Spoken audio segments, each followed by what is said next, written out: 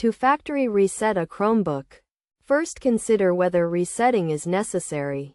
Resetting may be required if a message appears indicating that the device needs to be reset. If there are issues with the user profile or settings. If restarting the Chromebook does not resolve problems. Or if the ownership of the device needs to be changed.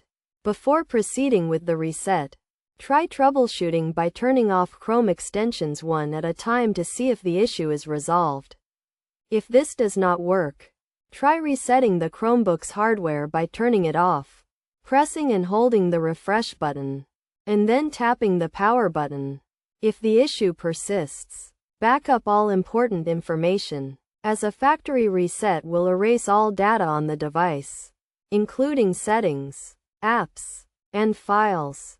To backup, sync information and settings to a Google account and store files on Google Drive or an external storage device. Once backed up, sign out of the Chromebook. Press and hold Ctrl+Alt+Shift+R and select Restart. Then, select Power Wash and continue.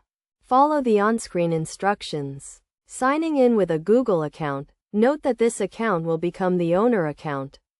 After resetting, follow the on-screen instructions to set up the Chromebook and verify that any previous issues have been resolved. If the goal was to change the owner of the Chromebook, this process should be successful.